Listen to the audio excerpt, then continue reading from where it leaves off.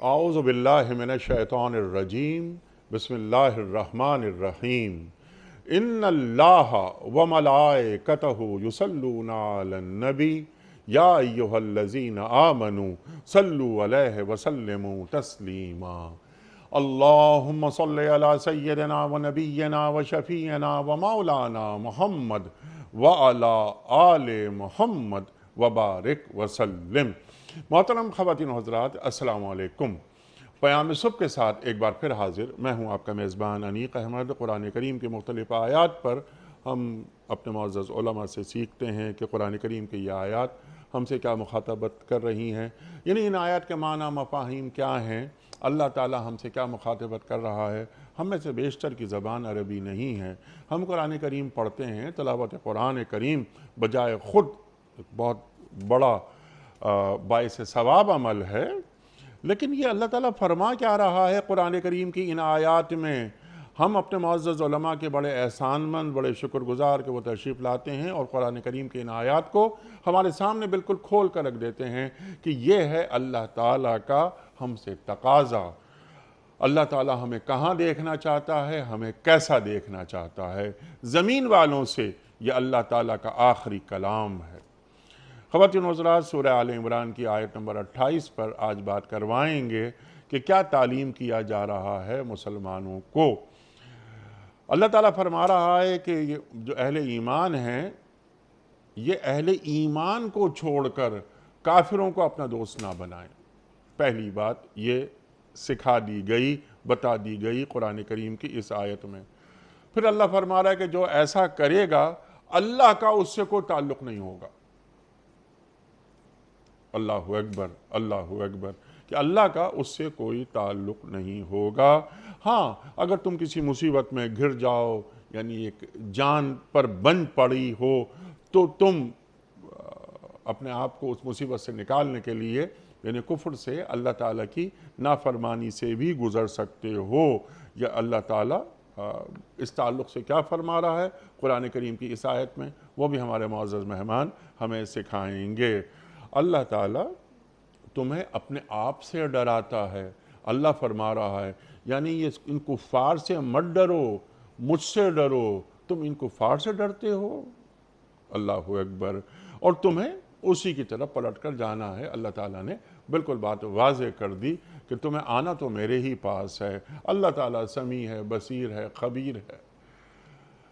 خواتین و حضرات، اب یہاں جو بات ہو رہی ہے کہ کفار سے دوستی نہ کرو، ان کو اپنا رفیق، اپنا مددگار نہ بناؤ، تو یہاں کفر سے یعنی کفار سے دوستی کہاں تک ہو سکتی ہے؟ ایک اخلاقیات ہیں، ایک مدارات ہیں، مواسات ہیں، پھر ایک بات پہنچ جاتی ہے بعض اوقات مداہنت تک۔ تو اللہ تعالیٰ ہمیں کیا یہاں تعلیم فرما رہا ہے کہ ہم اہل کفر کو کہاں تک ان سے تعلق ہم رکھ سکتے ہیں۔ سوال ہم یہ بھی رکھیں گے کہ کیا اہل ایمان سے قلبی تعلق، دلی تعلق کیا اہل کفر کا ہو سکتا ہے؟ یعنی کیا فطری طور پر ایسا ہو سکتا ہے؟ قرآن کریم کسی اور جگہ فرماتا ہے کہ اہل ایمان کے دوست اللہ ہے یا اللہ کے رسول صلی اللہ علیہ وآلہ وسلم یا اہل ایمان ہے۔ یا ایھا الذین آمنوا لا تتخذوا عدوی وعدوکم اولیاء۔ اللہ تعالیٰ فرما رہا ہے کہ اے لوگوں جو ایمان لائے ہو، اپنے دشمنوں کو، اللہ کے دشمنوں کو اپنا دوست نہ بناؤ۔ یہ آیت ہم سے کیا مخاطبت کر رہی ہے؟ ہم سے، ایک عام مسلمان سے اور مسلمان حکمرانوں سے۔ یہ بھی ہم سوال رکھیں گے، جوڑیں گے ذرا حالات حاضرہ سے، سیکھیں گے مولانا شجاع الدین شیخ صاحب سے۔ شجاع الدین شیخ صاحب ہمارے ملک کا ایک جانا مانا نام، ایک مقبول اور محبوب نام، شاگرد خاص محترم ڈاکٹر اسرار احمد صاحب علیہ الرحمہ پیام صبح کا لازمی جز تشریف لاتے ہیں، اور ہمیشہ ہم شیخ صاحب سے سیکھتے ہیں۔ شیخ صاحب کو خوش آمدید کہتے ہوئے پروگرام کا آغاز اللہ تعالیٰ کے بابرکت نام سے سورہ آل عمران اور آل عمران کی اس سورت کی آیت کا نمبر ہے 28۔ اعوذ باللہ من الشیطان الرجیم بسم اللہ الرحمن الرحیم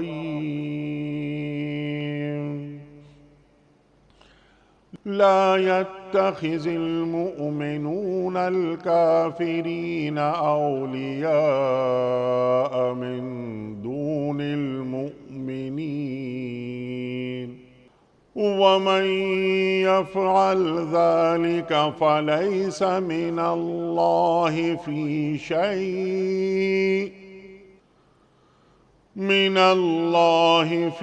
شيء إلا أن تتقوا منهم تقاه ويحذركم الله نفسه وإلى الله المصير صدق اللہ العظیم۔ مومنین اہل ایمان کو چھوڑ کر کافروں کو اپنا رفیق اور یار و مددگار ہرگز نہ بنائیں۔ جو ایسا کرے گا اس کا اللہ سے کوئی تعلق نہیں۔ ہاں، یہ معاف ہے کہ تم ان کے ظلم سے بچنے کے لیے بظاہر ایسا طرز عمل اختیار کر جاؤ، مگر اللہ تمہیں اپنے آپ سے ڈراتا ہے اور تمہیں اسی کی طرف پلٹ کر جانا ہے۔ صدق اللہ العظیم۔ خواتین و حضرات، محترم شجاع الدین شیخ صاحب کی خدمت میں اس سے پہلے کہ ہم رکھیں آج کے پروگرام کے حوالے سے پہلا سوال کوئز، کل کے پوچھے گئے سوال کا درست جواب اور آج کا سوال آپ کی خدمت میں۔ کل کا ہمارا سوال یہ تھا کہ مسلمانوں نے مدینے کی حفاظت کے لیے کتنے میل لمبی خندق کھودی تھی؟ درست جواب 3.5 میل لمبی۔ آج کا سوال نوٹ فرما لیجئے۔ قرآن کریم میں لفظ مسجد کتنی مرتبہ آیا ہے؟ 15 مرتبہ، 28 مرتبہ یا 25 مرتبہ؟ جو درست جواب آپ سمجھتے ہوں روانہ فرمائیے۔ ہمارے فون نمبرز ہیں 009221343، 00980، ہمارا دوسرا فون نمبر ہے 0092213452709۔ ہمارا ای میل ایڈریس ہے ps@duniatv.tv، ہمارا SMS کا نمبر 3031 اور ہمارا واٹس ایپ کا نمبر ہے 00923218250194۔ شیخ صاحب ارشاد فرمائیے کہ اللہ تعالیٰ کیا فرما رہا ہے، کیا اصول دے رہا ہے اہل ایمان کے اہل کفر کے ساتھ جو تعلق ہو وہ کہاں تک رہنا چاہیے، اور ذرا یہ ولی، اولیاء، قلبی تعلق، جگری یار، ذرا اس جانب بھی اشارہ فرمائیں کہ اللہ کس تعلق کی اجازت دیتا ہے غیر مسلموں سے تعلقات کو اور کہاں منع فرما دیتا ہے۔ نحمدہ ونصلی علی رسولہ الکریم، اما بعد، بسم اللہ الرحمن الرحیم۔ اللہم صلی وسلم علی نبینا محمد، رب اشرح لی صدری ویسر لی امری واحلل عقدۃ من لسانی یفقہوا قولی واجعل لی وزیرا من اہلی، آمین یا رب العالمین۔ بہت قیمتی نکتہ ہے یا مسئلہ ہے جس پر یہ آیت کریمہ ہم سے مخاطبت کر رہی ہے، اور اللہ سبحانہ وتعالیٰ اہل ایمان اور اہل کفر کے درمیان کیا نہیں ہونا چاہیے اس کا ذکر اس مقام پر فرما رہا ہے۔ ٹھیک، کیا ہو سکتا ہے، کس بات کی گنجائش ہے، وہ سورۃ الممتحنہ میں بھی اس کی طرف اشارہ ملتا ہے، اور خود نبی اکرم صلی اللہ علیہ وسلم کے طرز عمل سے بھی ہمیں کچھ رہنمائی مل جاتی ہے۔ آپ نے بڑے اچھے الفاظ استعمال فرمائے کہ کہیں ان کے ساتھ تجارتی معاملات ہو سکتے ہیں، حسن سلوک کا معاملہ ہو سکتا ہے، کہیں موالات کی بات آ جاتی ہے، کہیں مداہنت کی بات آ جاتی ہے۔ تو ایک اصول جان لینا چاہیے، اللہ تعالیٰ نے بہرحال فرق کیا، مخلوق تو سب اس کی ہے۔ قرآن کریم سورہ تغابن میں اللہ تعالیٰ فرماتا ہے هو الذی خلقکم فمنکم کافر ومنکم مؤمن، اللہ جس نے تم سب کو بنایا ہے مگر تم میں سے کچھ کافر ہیں، تم میں سے کچھ مؤمن ہیں۔ یہ تقسیم اللہ تعالیٰ نے خود فرما دی، کچھ اس کو ماننے والے ہیں اور کچھ اس کے ماننے والے نہیں ہیں۔ جو اس کے ماننے والے ہیں اللہ تعالیٰ ان سے مخاطبت فرماتے ہوئے نہ ماننے والوں کے بارے میں رہنمائی عطا کرتا ہے۔ یہ دین جس کے ماننے والے ہیں وہ تو یہ فرماتا ہے کہ ایک کتے کو جو کہ پیاسا تھا پانی پلانے پر بخشش ہو رہی ہے، اور ایک بلی جسے باندھ کر ایک عورت نے رکھا وہ مر گئی تو اس کو عذاب دیا گیا۔ تو جو دین جانوروں کے بارے میں حقوق عطا کر رہا ہے تو انسان تو بہرحال اشرف المخلوقات ہے۔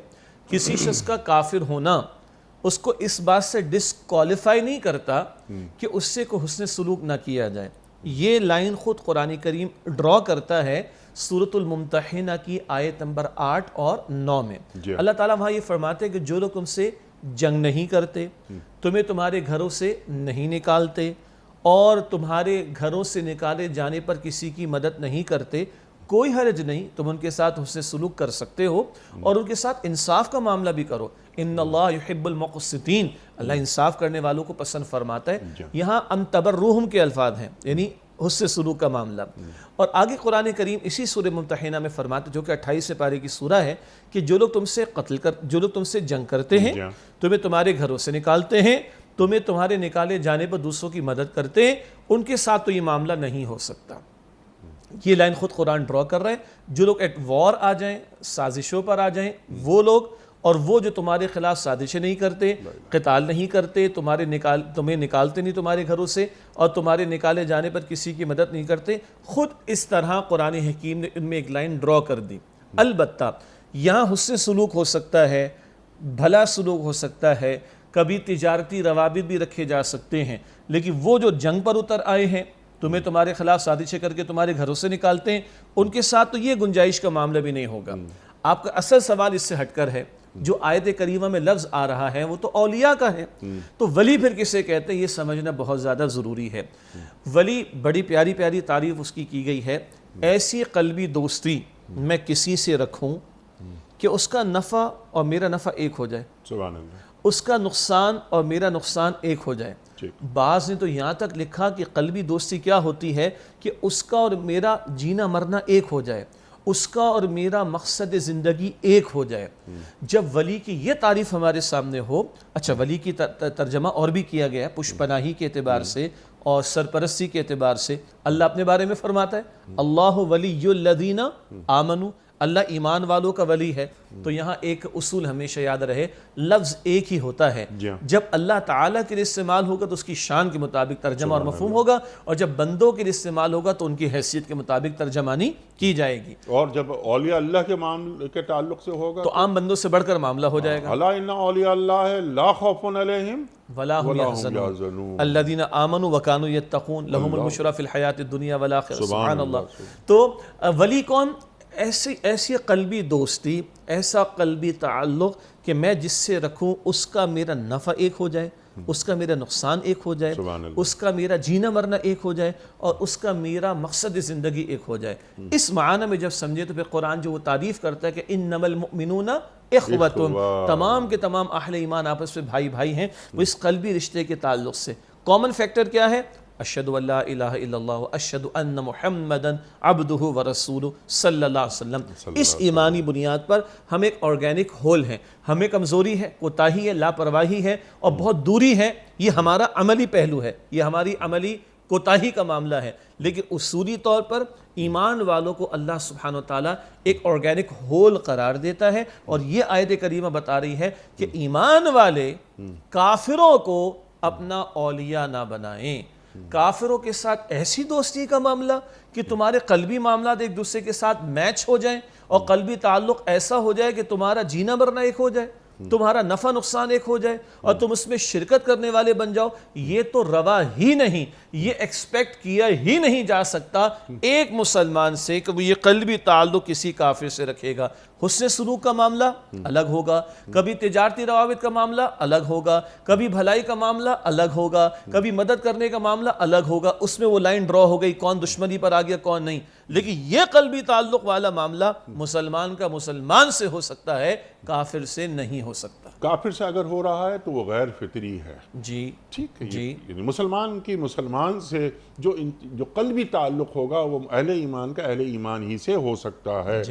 اگر کسی غیر مسلم سے ہو رہا ہے اس کا مطلب یہ ہے کہ یہ غیر فطری عمل ہے، یہ غیر فطری تعلق ہے جو پروان چڑھایا جا رہا ہے. بجا فرمایا آپ کی اجازت سے اللہ کا ماننے والا اور اللہ کا نہ ماننے والا دونوں برابر کیسے ہو سکتے ہیں؟ جو آپ فرما رہے بجا فرمایا آپ نے کہ غیر فطری، اللہ کا فرما بردار اور اللہ کا باغی، ہاؤ کم کہ وہ ایک ہو جائیں. جزاک اللہ خیر. یہ بالکل غیر فطری تعلق ہے. بالکل واضح ہو گئی یہ بات. اچھا اب ذرا سا اس کینوس کو بڑا کرتے ہیں. آپ نے انما المؤمنون اخوہ کی بات فرمائی. سبحان اللہ سبحان اللہ. اصول اخوت بھی آپ نے بیان فرما دیا. سبحان اللہ، لا الہ الا اللہ محمد رسول اللہ، جو ہم ایک لڑی میں پرو دیے گئے ہیں۔ تو یہ جو کلمہ شہادت ہے جو آپ نے بھی تلاوت فرمایا، اللہ اکبر، تو ہم مسلمان ایک دوسرے مسلمان سے خود بخود قریب ہو جاتا ہے کہ میں اور یہ سامنے والا ہم ایک نبی کے ماننے والے ہیں صلی اللہ علیہ وسلم کے، اور اللہ تعالیٰ نے ہمیں انما المؤمنون اخوہ قرآن کریم میں ہمیں بھائی بھائی بنا دیا، اور پھر ہم وہ دیکھتے ہیں ہجرت کے وقت کس طرح انصار اور مہاجر کس طرح بھائی بنے۔ لیکن اب یہ فرد کا معاملہ آگے بڑھ جاتا ہے، اقوام کے معاملات میں تبدیل ہو جاتا ہے۔ اب ہماری اجتماعی ضرورتیں ہیں، ہم ایک جیسے گلوبل ولیج کی بات ہوتی ہے، ہم ایک گلوبل ولیج میں سانس لیتے ہیں، تو ہمارے اجتماعی معاملات یعنی سیاسی، سماجی، معاشی، عسکری وغیرہ وغیرہ وغیرہ وغیرہ آپ ہم سے بہتر جانتے ہیں، ان تمام معاملات میں بھی یہی اصول کارگر ہوگا جو فرد پر لاگو ہو رہا ہے۔ جزاک اللہ، بہت قیمتی اور عملی سوال ہے آپ کا، بہت اہم سوال ہے۔ جب آپ فرما رہے تھے نا انما المؤمنون اخوۃ کے تعلق سے، تو مجھے وہ حدیث مبارک یاد آئی کہ جو اس کی ایک عملی تصویر بھی ہمارے سامنے پیش کرتی ہے۔ بخاری شریف کی حدیث ہے، من احب للہ وابغض للہ واعطى للہ ومنع للہ فقد استکمل الایمان، جس نے محبت کی تو اللہ ہی کے خاطر، اور اللہ کے دشمنوں سے محبت نہیں ہو سکتی صاحب ایمان کی، کسی سے نفرت کی تو اللہ کی خاطر، سرکشوں سے نفرت ہوگی کیونکہ وہ نافرمانی پر تلے ہوئے ہیں، کسی کو کچھ دیا تو اللہ کی خاطر، اور کسی سے کچھ روکا تو اللہ کی خاطر، مقصود اللہ کی ذات اور معیار اللہ کی نسبت سے۔ تو جس سے محبت کی اللہ کے لیے، کسی سے نفرت کی اللہ کی خاطر، کسی کو کچھ دیا تو اللہ کے لیے اور کسی سے کچھ روکا تو اللہ کی خاطر، اس نے اپنے ایمان کی تکمیل کر لی۔ یہ تو ایک میں حدیث پیش کرنا چاہ رہا تھا۔ اب جو بات آئی کہ ظاہر بات ہے آج ہم دنیا میں رہ رہے ہیں، دنیا گلوبل ولیج بن چکی ہے، اقوام عالم کے ایک دوسرے کے ساتھ روابط بھی ہیں، مسلم معاشروں کے غیر مسلم معاشروں کے ساتھ روابط بھی ہوں گے، تو وہاں پہ کیا یہی اصول کار فرما ہوگا؟ دین بڑا پیارا ہے، اللہ کا کلام بڑا پیارا ہے، اللہ تعالیٰ کچھ اصولی باتیں افراد سے بھی تقاضا کرتا ہے اور انہی باتوں کا تقاضا اجتماعیتوں سے بھی کرتا ہے۔ مثلا اطیعوا اللہ و اطیعوا الرسول، اللہ تعالیٰ کی اطاعت کرو اور اللہ تعالیٰ کے رسول علیہ السلام کی اطاعت کرو۔ اللہ اور اس کے رسول کے حکم کے سامنے جھکنا یہ ایک فرد سے بھی مطالبہ ہے اور یہ پوری اجتماعیت سے بھی ہے۔ سورہ حجرات کا کئی مرتبہ مطالعہ ہوا ہے الحمدللہ۔ سورۃ الحجرات بہت معروف ہے کہ سیاسی، ملی، معاشرتی سطح کی ہدایات وہاں پر عطا ہوئیں۔ اس کی پہلی آیت میں اللہ تعالیٰ فرماتا ہے یا ایھا الذین آمنوا لا تقدموا بین یدی اللہ ورسولہ، اے ایمان والو اپنے معاملات کو اللہ تعالیٰ اور اس کے رسول سے آگے نہ بڑھاؤ۔ یہ پوری اجتماعیت سے خطاب ہے، اور جیسے ایک فرد پابند ہے کہ اس دائرے کے اندر رہے جو اللہ تعالیٰ اور اس کے رسول نے اس کے لیے سیٹ کر دیا، تو مسلمانوں کا مجموعہ، ویسے تو پوری امت، اور اگر آج بہرحال اس وقت کی مجبوری کی وجہ سے اقوام کا معاملہ ہو گیا، نیشن اسٹیٹ کا معاملہ ہو گیا، تو جہاں جہاں مسلمانوں کی اجتماعیتیں موجود ہیں وہ اجتماعی سطح پر بھی انہی اصول اور قوانین کی پابند ہیں۔ تو جتنا ایک فرد کے لیے قلبی تعلق کا معاملہ اس سے مشروط ہے کہ اس کی قلبی دوستی مسلمان کے ساتھ ہو سکتی ہے، وہ قلبی تعلق مسلمان کے ساتھ رکھ سکتا ہے، اسی طرح مسلمانوں کے مجموعے سے بھی تقاضا یہ ہے کہ وہ غیروں سے، اہل باطل سے، اہل کفر سے جب رویے اختیار کرے گا تو ریفلیکشن یہی نظر آئے گی کہ ایسا نہ ہو کہ جیسے ایک مسلمان اور ایک کافر کے درمیان تعلق کو اس حوالے سے مسلمان کو کہا گیا اور روکا گیا ہے کہ تمہارا نفع نقصان ایک نہ ہو جائے، تمہاری قلبی دوستی اس سطح پر نہ ہو جائے کہ تمہارا جینا مرنا ایک ہو جائے۔ اسی طرح مسلم قوم ہو، مجبوراً یہ لفظ میں استعمال کر رہا ہوں معاف کیجیے گا، مسلمانوں کا مجموعہ ہو، اس کے لیے بھی جائز نہیں ہے کہ ان کا نفع اور کفار کا نفع بالکل ایک ہو جائے، ان کا نقصان اور ان کا نقصان بالکل ایک ہو جائے، اور وہ ان پر اس طرح ان کی طرف ایسے مائل ہونا شروع ہو جائیں کہ ان کی خاطر کبھی اپنوں کا نقصان کرنے کے در پہ ہو جائیں، کبھی اپنوں کو نقصان پہنچانے کے در پہ ہو جائیں، اپنوں کا خون بہانے پر بھی آمادہ ہو جائیں، جی، اور اپنوں کے میسیکر کے لیے آمادہ ہو جائیں، اور ان کو وہ سمجھتے ہیں کہ جناب ان کو مٹانا ہمارا نفع ہے، تو یہاں سے کوئی مجموعہ مسلمانوں کا یا ان کے کوئی حکمراں، ان کے کوئی ذمہ داران ان کا ساتھ دے کر اپنوں کے میسیکر کے اندر ان کا حصہ بنے. اجازت ہوگی تو آخر میں حالات حاضر سے جب جوڑیں گے تو اس پہ کلام ہوگا انشاءاللہ تعالی. ٹھیک. اس کے ساتھ ساتھ ایک بات اور ذہن میں آتی ہے کہ جیسے آپ نے بھی فرمائی یہ بات کہ اب دنیا بہت آگے چلی گئی ہے نا، ہم ایک گلوبل ولیج میں رہ رہے ہیں وغیرہ وغیرہ وغیرہ. بہت سارے معاملات ہوتے ہیں جس میں ہمیں غیر مسلم ممالک سے انٹیلیجنس شیئرنگ کرنی پڑتی ہے. یہ دنیا کا اصول ہے. جس طرف آپ نے اشارہ فرمایا، یہ ہمارا پروگرام تو خیر محض مکمل خالصتاً دینی پروگرام ہے، لیکن ظاہر ہے کہ دین ہر شعبے کا احاطہ کرتا ہے. تو ہم نے 9/11 کے بعد جو کچھ ہمارا رویہ رہا مسلمان ممالک کا، مسلمان ممالک نے وہ یہ پرامن بقائے باہمی کے حجاب میں غیر مسلموں سے، غیر مسلم قیادتوں سے، غیر مسلم حاکموں سے اپنی عافیت کو پیش نظر رکھتے ہوئے وہ انٹیلیجنس شیئرنگ کی جس سے مسلمانوں کو نقصان پہنچا. اللہ تعالیٰ آگے فرما رہا ہے کہ اگر تم ایسا کرو گے تو تمہارا اللہ سے کوئی تعلق نہیں ہوگا. یہ قرآن فرما رہا ہے. تو جب ہم اس طرح کے معاملات کرتے ہیں، مطلب اپنے ایمان کے دعوے کو پھر ری وزٹ کر لینا چاہیے. اللہ یہ تو فرما رہے ہیں نا کہ ایمان والے کافروں کو دلی دوست نہ بنائیں، اور جو یہ روش اختیار کرے گا اس کا اللہ کے ساتھ کوئی تعلق نہیں. پس منظر بھی سمجھ لیں. منافقین جو موجود تھے مدینہ طیبہ میں، منافقین جو موجود تھے وہ یہود کے ساتھ اور مشرکین کے ساتھ پینگے بڑھاتے، تعلقات بڑھاتے اور ان کے ساتھ انفارمیشن شیئر کرتے تھے. ان کو مسلمانوں کے کچھ اقدامات کے بارے میں بتاتے تھے اور ان کو دعوت دیا کرتے تھے کہ ہم تمہارا ساتھ دیں گے. ان کو انوائٹ کیا کرتے تھے کہ تم آؤ اے مشرکو، اے یہود، کبھی تم آگے بڑھو، ہم تمہارا ساتھ دیں گے. تو جو خدا کی قسم آج 21ویں صدی عیسوی میں بیٹھ کر اللہ کے اس کلام کا جب ہم مطالعہ کرتے ہیں تو قرآن کی وہ آیت اور کھل کر سامنے آتی ہے کہ لَقَدْ أَنزَلْنَا إِلَيْكُمْ كِتَابًا فِيهِ ذِكْرُكُمْ أَفَلَا تَعْقِلُونَ. یقیناً ہم نے تمہاری طرف ایک کتاب نازل کی ہے جس میں تمہارا اپنا ذکر موجود ہے. کیا تم عقل سے کام نہیں لیتے؟ ان منافقین کو خوف کیا تھا کہ ہم تو اپنا مال بچا لیں گے، اپنی جان بچا لیں گے، اپنی جائیداد بچا لیں گے، اپنا کاروبار بچا لیں گے، اپنے باغات بچا لیں گے، اپنی اولاد کا مستقبل سیف اینڈ ساؤنڈ کر لیں گے. اس سے ذرا کافروں سے بنا کر رکھو، ذرا مشرکوں سے بنا کر رکھو، ذرا یہود سے بنا کر رکھو، ذرا ان کے ساتھ تعلقات کو سوار رکھو. تو ہمارے بھی کچھ حکمرانوں نے یہی تو کہا تھا نا کہ اگر ہم نے ان کی بات نہ مانی تو ہم تو پتھر کے زمانے میں چلے جائیں گے، ہم بس سینکشنز جو ہے وہ لگ جائیں گی، ہم غربت کے اندر چلے جائیں گے اور غار کی زندگی گزارنے پر مجبور ہو جائیں گے. آج بتا دیجئے ان غیروں کی بات مان کر کیا آپ کے ہمارے ملکوں میں جن مسلمان حکمرانوں نے غداریاں کی ہیں، جن مسلمان حکمرانوں نے مسلمانوں کی جانوں کا سودا کیا ہے اور ہزاروں نے اس لاکھوں کی تعداد میں مسلمانوں کو شہید کروایا ہے، صرف انٹیلیجنس انفارمیشن شیئر نہیں کروائی، اپنے بیسز ان کے حوالے کیے ہیں، ہزاروں پروازیں اڑانے کی اجازت دی ہے. اتنا سودا کرنے کے بعد کیا اس پاکستان کے ایک ایک بچے کے منہ میں سونے کا چمچہ آ چکا ہے؟ کیا آج ہمارے آپ کے ملک کے اندر دودھ کی نہریں جاری ہو چکی؟ آج ہمارا ایک بچہ 1,80,000 روپے کا مقروض پیدا ہو رہا ہے. شیخ صاحب یہاں مجھے ذرا سا مجھے ذرا سا تحفظ ہے اس بات پر.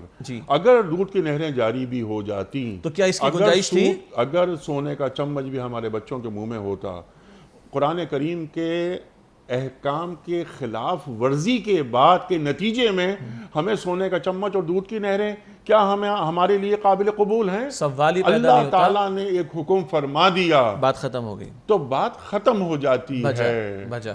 تو یہ معاملہ جس انداز سے چل رہے ہیں اور اس تعلق سے آپ نے بنیادی بات اب بیان فرما دی، لیکن اس سلسلے میں ایک اور بات یاد آتی ہے، اس پر بھی آپ گفتگو فرمائیں کہ ہمارے جو لوگ ہیں ان کے رویے وغیرہ.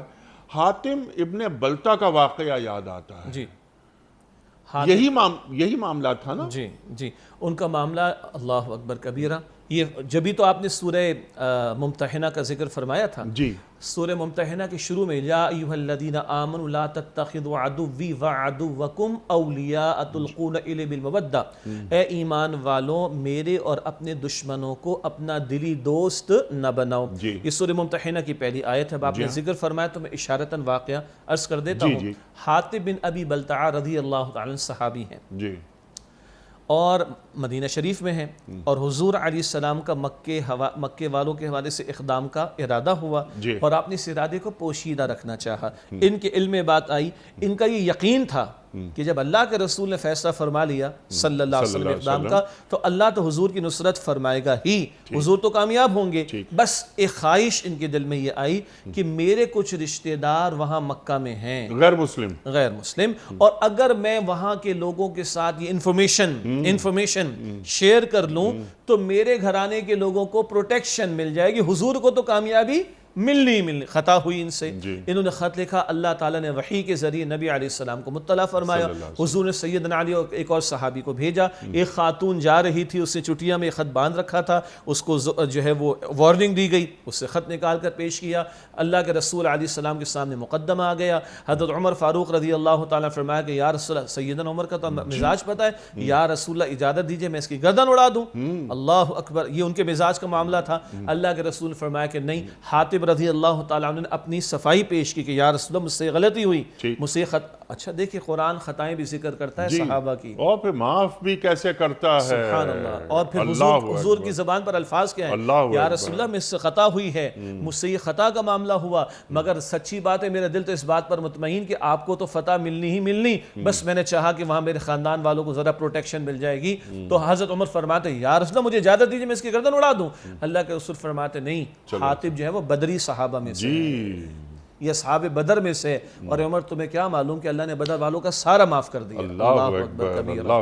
یہ بڑا پیارا جملہ آپ کی طرف سے بھی آیا، ہمارے ناظرین کی میں سمجھتا ہوں یاد دہانی کے لیے ہم کیا ٹیچ کر سکیں گے، یاد دہانی کے لیے یہ خطائیں اس لیے بھی ذکر ہوئیں کہ ہم جیسے گنہگاروں کو بھی یہ یاد رہے کہ خطا ہو جانا اتنا ایشو نہیں ہے، خطا پر اڑ جانا ایشو ہے، اور خطا ہو جانے کے بعد جھک جاؤ تو اس کی معافی اللہ کی طرف سے عطا ہو جاتی ہے، مایوس کبھی نہیں ہونا۔ یہ خطائیں اس لیے ذکر کی گئی تاکہ ہمارے لیے اصلاح کا دروازہ اور توبہ کا دروازہ جو کھلا ہے اس کی طرف بڑھنا ہمیں یاد رہے۔ سبحان اللہ سبحان اللہ۔ اور اس عمل سے ہم نہ گزریں جس عمل سے جس عمل کے ارتکاب کے بعد انہیں معاف کیا گیا، یعنی کسی غیر مسلم سے انٹیلیجنس شیئرنگ نہیں ہو سکتی، یہ ہمارا دین تعلیم کر رہا ہے۔ بالکل بالکل بالکل بالکل کلیئر ہو گئی۔ اور ایک فرق کر لیں، دیکھیں ایک کوئی انفارمیشن کا معاملہ، آپ کے ملک کا جغرافیہ کیا، آپ کے ملک کا ایک چیز ہے، لیکن جب بھی آپ اور ہم آج انٹیلیجنس انفارمیشن شیئرنگ کی بات کرتے ہیں اس کا مطلب ہی یہ عام طور پر ہوا کرتا ہے کہ اپنوں کو کسی کے حوالے اور اپنے آپ کو کسی کے حوالے کرنے والی بات قطعاً اس کی گنجائش نہیں بنتی اس کے اندر۔ اللہ اکبر اللہ اکبر اللہ اکبر۔ اور اگر کسی مسلمان کا خون بہانے میں ہمارا ہاتھ شامل ہو جائے یا ہماری مدد شامل ہو جائے تو یہ عمل اللہ اور اللہ کے رسول صلی اللہ علیہ وآلہ وسلم کے نزدیک جی انیس صاحب ایک مسلمان کی جان، ایک کی جان، دو باتیں عرض کرتا ہوں۔ اللہ کے پیارے پیغمبر علیہ السلام کعبے کو مخاطب ہیں اور فرماتے تو کس قدر عزت والا، کس قدر شان والا ہے، لیکن اے کعبہ رب کائنات کی قسم جس کے ہاتھ میں محمد صلی اللہ علیہ وسلم کی جان ہے، ایک مسلمان کی جان اللہ کی نگاہوں میں تجھ سے زیادہ قیمتی ہے، یہ حضور کا فرمان ہے صلی اللہ علیہ وسلم۔ اور قرآن حکیم میں سورہ نساء کی آیت نمبر 93 میں ذکر آتا ہے کہ جس نے جان بوجھ کر ایک مسلمان کو قتل کیا، جان بوجھ کر ایک مسلمان کو قتل کیا، اس پر اللہ کا غضب ہے، اللہ کی لعنت ہے، وہ مدت و عذاب میں پڑا رہے گا، اور ذلت والا عذاب، اہانت والا عذاب اس کے لیے اللہ تعالیٰ نے تیار کر رکھا۔ ایک مسلمان کا معاملہ، اس وقت جو آپ سوالات کر رہے ہیں وہ انفرادی معاملات نہیں ہیں، وہ اقوام کی سطح کے معاملات ہیں، یا ہزاروں لاکھوں جانوں کا معاملہ ہے، تو جو حصہ بنیں گے اندازہ کریں گے کس قدر بڑے جرم کا وہ ارتکاب کر رہے ہیں۔ مطلب حیرت ہوتی ہے، کیا جو قرآن ایک جگہ کہتے ہیں نا، بات تو بہت سخت نہ ہو جائے کہیں لیکن ہے سخت بات، قرآن ایک جگہ کہتا ہے وہ لوگ کہ جو اڑے ہوئے کفر پر، جو لوگ اڑے ہوئے اللہ کی نافرمانی پر، اور کوئی سنتے نہیں کہ کل قیامت میں کیا کچھ ان کے ساتھ ہونے والا ہے، اللہ فرماتا ہے، تعجب کا ایک انداز ہے، فَمَا أَصْبَرَهُمْ عَلَى النَّارِ، ان لوگوں کا کیا حوصلہ ہے جہنم کی آگ پر، کیا صبر کریں گے جہنم کی آگ پر، تیار ہیں کیا یہ بڑی سزا کو اور بڑے عذاب کو بھگتنے کے لیے۔ یہاں ایک جان، اچھا یہ تو ہوئی مسلمان کی جان، ایک کافر کی بھی جان اگر ہو اور مظلومانہ قتل کیا جا رہا ہے، بلا وجہ قتل کیا جا رہا ہے، اللہ کی کتاب کہتی کہ جس نے ایک جان کو بلا وجہ قتل کیا اسے ساری انسانیت کو قتل کیا ہے۔ انسانی جان ہے، وہ مذاق کی بات نہیں ہے، ایک عام انسان کی جان، تو ایک مسلمان کی جان کیا ہوگی، اور پھر ہزاروں لاکھوں مسلمانوں کی جانوں کو جنہوں نے حوالے کر رکھا ہو ظالموں کے، ان کا عالم کیا ہوگا اندازہ کیا اللہ اکبر. یہ کسی انسان کی جان، کیونکہ وہ خدائی کنبے کا فرد ہے. فرد ہے. اللہ اکبر. تو الخلق و عیال اللہ، تو ہر انسان کی جان محترم ہے. جو اللہ کے رسول فرما رہے ہیں صلی اللہ علیہ وآلہ وسلم خطبہ حجۃ الوداع میں. اللہ اکبر. اچھا شیخ صاحب، اب جلدی جلدی ہم اس آیت کو مکمل کرتے ہیں. اب یہ کہ جس نے ایسا عمل کیا اس کا اللہ سے کوئی تعلق نہیں، جی. اس کے معنی کیا ہے؟ دیکھیے، اللہ سے تعلق نہیں ہے سے ایک مراد تو یہ ہے اللہ کا کوئی ذمہ اس کے لیے نہیں، اس کو معاف کرنے کے حوالے سے. اچھا، اللہ کا جب ہم ذمہ کہیں تو ہمارے بعض مترجمین نے بڑا اچھا لفظ، اللہ کا ذمہ کرم نہیں ہے اس کے لیے.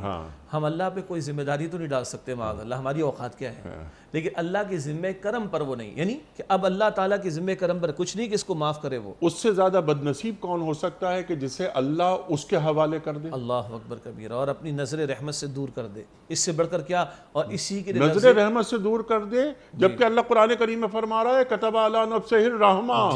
اللہ نے رحمت کو اپنے اوپر واجب کر لیا اور نظر رحمت سے اللہ دور فرما رہا ہے.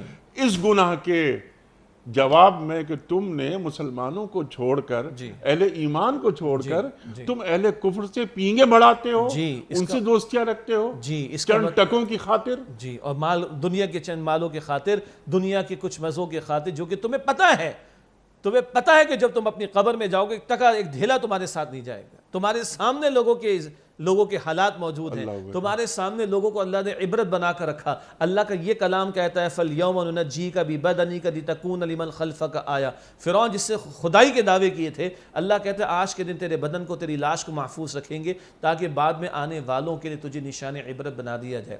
انیس صاحب، اس میں ایک اور نقطہ بھی یہ ہے کہ یہاں ہو کیا رہا ہے، ایمان کی دولت اور نعمت کی تمہیں قدر نہیں ہے، اور ایمان والوں کی تمہیں قدر نہیں، اور ایمان والوں کے رب نے جو معیار عطا فرمایا ہے اس معیار کی تمہاری نگاہوں میں کوئی قدر و قیمت نہیں ہے کہ تم اللہ کے باغیوں، اللہ کے سرکشوں، اللہ کے نافرمانوں کو ترجیح دیتے ہو، ان سے دوستیاں اختیار کرتے ہو، مزید بڑا کیا قلبی تعلق اختیار کرتے ہو، تم ان سے نفع حاصل کرنا چاہتے ہو، تم ان کے نقصان کو اپنا نقصان، ان کے نفع کو اپنا نفع سمجھتے ہو، تم ان کے ہم مقصد بن گئے ہو. اس سے بڑا جرم کیا ہوگا کہ تم ایمان والوں کو چھوڑ کر، اللہ کے ماننے والوں کو چھوڑ کر اللہ کے باغیوں اور سرکشوں کو ترجیح دینا شروع کر دو.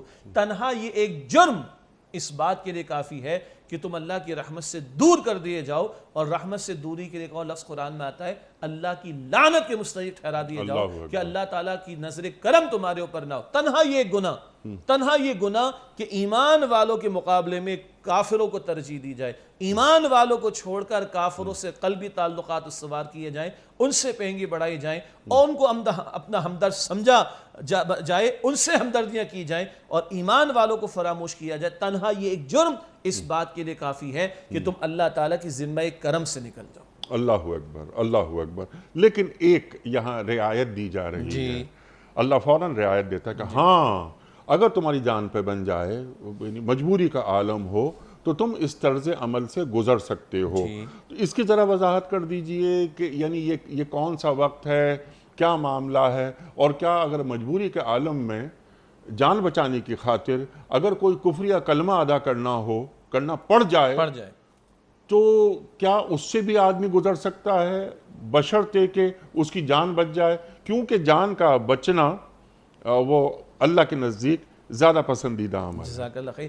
اگلا حصہ جو آیت کریمہ الا ان تتقوا منہم تقا، الا یہ کہ تم ان سے کچھ بچاؤ کرنا چاہو، کچھ تحفظ چاہو، کچھ بچاؤ چاہو. اس کی کچھ مثالیں بھی مفسرین نے بیان فرمائے، آپ نے اشارہ بھی فرما دیا. مثلا عین ممکن ہے کہ کبھی کسی وجہ سے کوئی شخص ایسی جگہ کفار کے درمیان میں آ جائے، نرغے میں آ گیا، یا ان کے درمیان اس کو رہنا پڑ گیا، تو کچھ ان کے ظاہری معاملات کو وہ اختیار کر لے، بشرطے کہ اس کا دل ایمان پر مطمئن ہو. ابھی مصیبت میں پھنس گیا، ان کے نرغے کے اندر آ گیا، وہاں سے کہیں نکل نہیں سکتا، تو کچھ بچاؤ کی خاطر ان کے ظاہری معاملات کو اختیار کر لے اور اس کا دل ایمان پر مطمئن رہے. نمبر ایک اس کی گنجائش ہے. کبھی شکل جو آپ نے اشارہ فرمایا کہ کسی کی جان پر بن آئے اور کسی کو مار ڈالنے کی دھمکی کا معاملہ ہو جائے، کبھی جنگی حالات میں ایسا ہو سکتا ہے، کبھی دشمن کے حملے کے نتیجے میں ایسا ہو سکتا ہے، کبھی کچھ افراد کے گرفتار ہو جانے کی صورت میں ایسا ہو سکتا ہے، تو کیا اپنی جان بچانے کے لیے جبکہ دل ایمان پر مطمئن ہو کیا کلمہ کفر بھی ادا کیا جا سکتا ہے؟ تو ہاں، اس کی رخصت دی گئی ہے، اس کی گنجائش دی گئی ہے کہ اپنی جان بچانے کے لیے وہ کلمہ کفر بھی کہہ سکتا ہے، بشرطے کہ اس کا دل ایمان پر مطمئن رہے۔ مشہور واقعہ ہے اور دونوں پہلو سامنے آتے ہیں، ایک ہی گھرانہ ہے اور ایک گھرانے کے ایک عظیمت کا پہلو اور ایک حضرت عمار، جی حضرت عمار رضی اللہ عنہ، اور والدین کون؟ حضرت یاسر رضی اللہ تعالیٰ عنہ اور والدہ حضرت سمیہ۔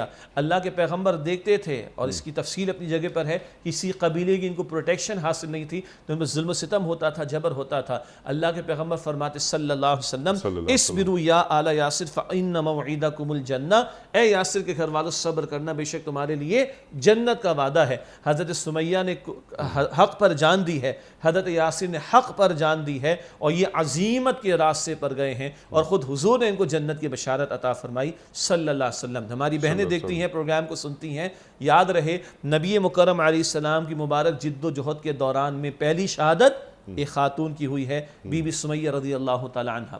البتہ یہ عظیمت کا راستہ ہے، یہ عظیمت کا راستہ ہے، اور یہ بھی کہیں نہ کہیں نظر آنا چاہیے تاکہ لوگوں کے لیے ترغیب و تشویق موجود رہے۔ ان کے صاحبزادے جو آپ نے بھی نام لیا، حضرت عمار رضی اللہ عنہ، کفار نے گھیر لیا اور ان کو کلمہ کفر کہنے پر مجبور کر دیا۔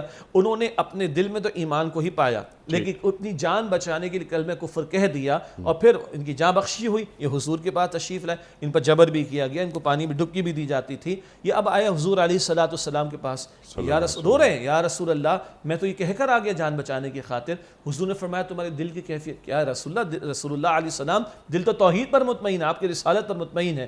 تو حضور نے فرمایا آئندہ بھی اگر کبھی جبر کریں اور تم سے زور زبردستی کریں تو تمہیں اجازت ہے کہ تم کلمہ کفر کہہ دینا، بشرطے کہ تمہارا دل ایمان پر مطمئن ہو۔ یہ دونوں واقعات ایک گھرانے کے، لیکن دونوں کی سند کہاں سے آ رہی ہے؟ امام الانبیاء سے صلی اللہ علیہ وسلم۔ ایک کو عظیمت کا پہلو کہا جائے گا، ڈائی ہارڈ قسم کا معاملہ، یقیناً درجات بھی بہت بلند، اور ایک کو کہا جائے گا رخصت کا پہلو، جس کی گنجائش خود ہمارے دین نے عطا کی اور حضور علیہ السلام نے عطا کی۔ یہ ہمارے دین کی خوبصورتی ہے، وہ ایک اصولی بات بھی رکھتا ہے، وہ ایک حکم بھی رکھتا ہے، وہ ایک تقاضا بھی رکھتا ہے، وہ بات سامنے کلیئر آ جاتی ہے، لیکن ساتھ ساتھ وہ کبھی استثناء بھی بتا دیتا ہے، ایکسیپشن بھی بتا دیتا ہے۔ کیوں؟ طبیب وہ طبیب نہیں ہوتا جو ہر مریض کو ایک ہی دوا لکھ کر دے، طبیب وہ طبیب ہوتا جو ہر مریض کے حالات کے اعتبار سے اس کو دوا تجویز کرے۔ تو رب نے دین وہ عطا فرمایا کہ جو ہر طرح کی سچویشن کے لیے، ہنگامی سچویشن کے لیے، ڈیزاسٹر مینجمنٹ کے وقت کی سچویشن کے لیے بھی رہنمائی عطا کرتا ہے۔ البتہ ایک پہلو جو مفسرین نے یہاں پر لکھا وہ بڑا قیمتی ہے۔ یہ تو ہے نا میری جان بن رہی، میری جان پر بن آ رہی ہے، تو میں ایمان بچانے کے لیے یہ کہہ سکتا ہوں، یا کبھی نرغے میں پھنس گیا تو میں کوئی ظاہری معاملات ان کے اختیار کر سکتا ہوں، دل میرا ایمان پر مطمئن رہے۔ لیکن مجھے کوئی جبر کرے کہ تو اس مسلمان کو قتل کر، مجھ پر کوئی جبر کرے تو اس مسلمان کا مال لوٹ لے، مجھ پر کوئی جبر کرے تو اس مسلمان کا نقصان کر دے، اس کی اجازت نہیں ہے، اس کی گنجائش نہیں ہے۔ یہاں ہمارا موضوع ہماری پچھلی گفتگو سے بھی جڑ جائے گا۔ ایک فرد کے لیے تو گنجائش ہے، اس کی جان پر بن آئی ہے تو وہ کلمہ کفر تک بھی کہہ سکتا ہے جان بچانے کے لیے۔ لیکن جبر کا ایسا معاملہ کیا جائے کہ میں کچھ بچاؤ کرنے کے لیے کچھ نہ کچھ کر جاؤں، جان چھوٹے، مجھ پر ایسا کوئی جبر کیا جا رہا ہے کہ میں کسی مسلمان کو قتل کروں، حتیٰ کہ مفسرین نے لکھا میں اس پر تہمت لگاؤں، میں اس کا مال چوری کروں، میں اس کا کوئی نقصان کروں، اس کے حوالے سے کوئی گنجائش کا معاملہ نہیں ہے۔ وہاں جبر ہی سہنا پڑے گا۔ یہ جائز نہیں ہے کہ میں دوسرے کے نقصان کے لیے کچھ کر جاؤں، دوسرے کا ہوتا رہے تو ہوتا رہے۔ جیسے کہا گیا ارے وہ جاتے ہیں تو جاتے رہے، ہمارا تو بچے، ہم تو بچیں، سب سے پہلے ہم، سب سے پہلے پاکستان، قطعاً نہیں، اس کو قطعاً منع کیا گیا ہے۔ اور فقہاء نے واضح طور پر کہا کہ ایسا جبر میں قبول نہ کروں یا جس کے اندر میں گنجائشیں تلاش کروں کہ دوسرے کو حوالے کر رہا ہوں یا دوسرے کے نقصان کی میں کوشش کر رہا ہوں، اس کی گنجائش قطعاً نہیں۔ اچھا شیخ صاحب، چھوٹا سا سوال کیونکہ وقت بہت کم رہ گیا ہے کہ یہ دوسرا فرد واحد نہیں ہے، اگر قوم ہے، میری قوم ہے، میرا یہاں پر کفریہ کلمات ادا کرنے سے میری قوم بچتی ہے، اس پہ جبر کوئی نہیں ہوتا، تو کیا اس کی اجازت ہے؟ میرا یہ کہنا کلمہ کفر میں ادا کروں، یعنی میں خدا نخواستہ، یعنی کلمہ کفر سے مراد یہاں پر یہ ہے کہ میں نے انٹیلیجنس شیئرنگ کی جو مجھے نہیں کرنی چاہیے تھی، لیکن اگر میں کوئی کام، یہ کلمہ کفر ہوا نا کہ میں نے اسلامی ریاست، میرے اس عمل کی وجہ سے میرے مسلمان بھائیوں پر کوئی بھی مصیبت آزمائش آ سکتی ہے. اب میں دشمن کے نرغے میں ہوں, کفار کے نرغے میں ہوں. اگر میں انٹیلیجنس شیئرنگ کرتا ہوں, انہیں معلومات دیتا ہوں نا, میں اپنی قوم سے غداری کرتا ہوں. اور میری قوم کون سی ہے؟ میری قوم مسلمان قوم ہے. اسلام تیرا دیس ہے, تو مصطفی ہے, میں مصطفی ہوں. تو میں کوئی ایک شیئرنگ ایسی کرتا ہوں, میں تو بچ گیا. جی لیکن میری ان معلومات کو پیش کرنے کے نتیجے میں میری قوم مصیبتوں کا شکار ہو جاتی ہے. وہی تو میں نے عرض کیا, فقہا تو یہاں تک لکھ رہے ہیں, وہی میں نے عرض کیا نا مثال آپ کے وہ سامنے, فرد کی صورت میں نا, وہ یعنی, اور یہ اصول ہم نے پہلے بھی طے کیا کہ کچھ اصولی معاملات وہ ہیں, چاہے فرد کا معاملہ ہو چاہے پوری اجتماعیت کا معاملہ ہو, اصول ایک رہے گا. اطاعت اللہ کی, اس کے رسول کی صلی اللہ علیہ وسلم, فرد سے بھی مطالبہ, اجتماعیت سے بھی مطالبہ. اپنے معاملات میں اپنے معاملات کو اللہ اس کے رسول سے آگے نہ بڑھاؤ, یہ فرد سے بھی مطالبہ, یہ پوری اجتماعیت سے بھی مطالبہ. اسی طریقے پر اگر ایک فرد کوئی اس طرح کی شیئرنگ کرتا ہے جس سے پوری قوم نقصان میں جاتی ہے, کہاں سے اس کی گنجائش نکل سکتی ہے؟ قطعاً گنجائش نہیں. فرد کو فرد کے تعلق سے نقصان پہنچانے کی اجازت نہیں. اگر قوم کو نقصان پہنچنے کا احتمال ہو تو یہاں کوئی گنجائش نہیں, کوئی گنجائش نہیں, قطعاً نہیں. میں دوبارہ اپنی بات انسٹیٹ کر دوں, فرد کو یہ اجازت نہیں کہ میں کسی کو قتل کر دوں گا تو میری جان بچ جائے گی, تو میں کسی کا نقصان کر دوں گا. یہ تو فرد کے لیے گنجائش نقصان کی نہیں, تو مجموعہ تو بہت بڑا ہوگا, اس کے نقصان کے لیے کچھ کہہ جانا یا کچھ شیئر کر جانا, کیسے اس کی گنجائش نکل سکتی ہے؟ اللہ اکبر, اللہ اکبر. لاسٹ 2 منٹس ہیں شیخ صاحب. اللہ تمہیں اپنے آپ سے ڈراتا ہے. اللہ اکبر. ان تمام باتوں کے باوجود دیکھو, تم یہ عالم کفر سے نہیں ڈرنا, جی تم مجھ سے ڈرنا, کیونکہ تمہیں آنا میرے ہی پاس ہے. جی اصل بات یہ ہے. ارشاد. ہاں, تمہیں ان کا خوف ہے, یہ تمہیں سینکشنز لگا دیں گے, تمہیں خوف ہے تمہیں غار کے دور میں لے جائیں گے, تمہیں خوف ہے کہ تم پتھر کے زمانوں میں چلے جاؤ گے. نہیں, کل اختیار اللہ سبحانہ وتعالیٰ کا ہے, کل نفع نقصان کا مالک اللہ سبحانہ وتعالیٰ کا ہے, اس کا مالک وہ ہے. وَيُحَذِّرُكُمُ اللَّهُ نَفْسَ, ان سے مت ڈرو, اللہ فرماتا ہے مجھ سے ڈرو. اور سورۃ توبہ میں جو الفاظ بڑی زوردار انداز میں آتے ہیں, أَتَخْشَوْنَهُمْ فَاللَّهُ أَحَقُّ أَن تَخْشَوْا إِن كُنتُم مُؤْمِنِينَ. تم ان سے ڈرتے ہو, اللہ اس بات کا زیادہ حقدار ہے کہ تم اللہ سے ڈرو اگر تم واقعتاً مومن ہو. اور آخر میں کیا آیا؟ وَإِلَيْهِ الْمَصِيرُ, لوٹ کر اللہ کی طرف جانا ہے. تمہارا کیا خیال ہے آج کہ تم کچھ کہہ کے اپنے آپ کو بچا لو گے, اپنے مال کو بچا لو گے, اپنی کرسی کو بچا لو گے, اپنے اقتدار کو بچا لو گے؟ تم نے ہمیشہ یہاں پر رہنا ہے, تمہیں لوٹ کر اللہ کی طرف جانا ہے. وَإِنَّا إِلَيْهِ رَاجِعُونَ وَلْتَنظُرْ نَفْسٌ مَا قَدَّمَتْ لِغَدٍ, اور چاہیے کہ ہر ایک خود یہ دیکھے اس نے کل کے لیے کیا تیاری کر رکھی ہے. وَاتَّقُوا اللَّهَ ان اللہ خبیر بما تعملون, اللہ سے ڈرتے رہنا, تم جو کرتے ہو اللہ تعالیٰ اس سے خوب واقف ہے. بس یاد رہے, ادھر عمل کا موقع ہے وہ ڈھیل دیتا ہے, اور ادھر جزا کا معاملہ ہے وہاں بچت نہیں ہوگی. آج اصلاح کر لو, آج توبہ کر لو, ورنہ کل تو اس کے حضور جواب دہی کے لیے پیش ہونا پڑے گا. اللہ ہم سب کے حساب کو آسان فرمائے اور اصلاح کی توفیق عطا فرمائے. سبحان اللہ. اپنی اصلاح کر لو. نہیں, اصلاح کے ساتھ ساتھ یہ کہ اللہ پہ بھروسہ اس طرح کرو جس طرح اللہ پہ بھروسہ کرنے کا حق ہے. حق ہے. ما قدر اللہ حق قدری, جی کیا تم نے اللہ کی قدر اس طرح کی کہ جس طرح اللہ کی قدر کرنے کا حق تھا؟ نمبر 2, الیس اللہ بکاف عبدہ, جی کیا اللہ بندے کے لیے کافی نہیں ہے؟ اللہ اکبر. اور قرآن کہتا ہے اسی بات کو اور آگے پازیٹیولی بڑھائیں, من یتوکل علی اللہ فہو حسبہ, جو اللہ پر توکل کرے اللہ تعالیٰ اس کے لیے کافی ہو جاتا ہے. وہ ایک سجدہ جسے تو گراں سمجھتا ہے 1000 سجدوں سے دیتا ہے آدمی کو نجات. ہمارے اجتماعی مسائل کا حل یہ ہے, اس ایک کے سامنے سجدہ کر لو, پتہ نہیں کس کس کے سامنے کیا, ایک دفعہ ہمت کر کے اس کے سامنے تو سجدہ کرو, یہ 1000 سجدوں سے یہ سجدہ تمہیں نجات دلا دے گا. جی جی جی, سبحان اللہ سبحان اللہ سبحان اللہ سبحان اللہ. شیخ صاحب, میں آپ کا بڑا شکر گزار, بڑا ممنون, آپ تشریف لائے. خواتین و حضرات, ہمارے علماء کو اللہ سلامت رکھے, تشریف لاتے ہیں, قرآن کریم سے ہمیں قریب کر دیتے ہیں. یہ آل عمران کی آیت نمبر 28, اس کے جو نکات, وہ شیخ صاحب نے کس طرح ایک ایک نقطے پر بات فرمائی اور بالکل کلیئر کر دیا کہ اللہ تعالیٰ ہمیں کیسا دیکھنا چاہتا ہے اور ہمیں کہاں دیکھنا چاہتا ہے. یہ دین کی جو روح ہے وہ کیا ہے, قرآن کریم کس روح کو ہمارے اندر منتقل کرنا چاہتا ہے, اور چلتا پھرتا کردار کیسا دیکھنا چاہتا ہے, خواہ وہ ایک عام آدمی ہو, ایک عام مسلمان ہو ہم جیسا, یا ایک حکمران ہو کہ جس کے پاس ایک ٹیلی فون کال آ جائے اور وہ یو ٹرن لے لے. ایسا مسلمان حکمران کم از کم دین کو مطلوب نہیں، قطعاً نہیں، قطعاً مطلوب نہیں ہے کہ اگر ہم ان کی باتوں کو، ان کے مطالبات کو نہیں مانتے تو وہ ہمیں پتھروں کے زمانے میں پہنچا دیتے، اور ہمیں کھانے پینے کے لالے پڑ جاتے ہیں۔ ان الٹیمیٹم کھانا پینا یہ کس کی ذمہ داری ہے؟ یہ اللہ کی ہے۔ جی ما من دابۃ فی الارض الا علی اللہ رزقها، کوئی جاندار زمین پر ایسا نہیں جس کی رزق کی ذمہ داری اللہ کے ذمہ کرم پر نہ ہو۔ اللہ اکبر، اللہ اکبر۔ شیخ صاحب آپ کا بہت شکریہ۔ کوئز، کل کا سوال ہمارا یہ تھا کہ مسلمانوں نے مدینے کی حفاظت کے لیے کتنے میل لمبی خندق کھودی تھی؟ درست جواب 3.5 میل لمبی۔ آج کا سوال نوٹ فرما لیجئے، قرآن کریم میں لفظ مسجد کتنے مقامات پر آیا ہے؟ 15 مقامات پر یا 28 مقامات پر یا 25 مقامات پر؟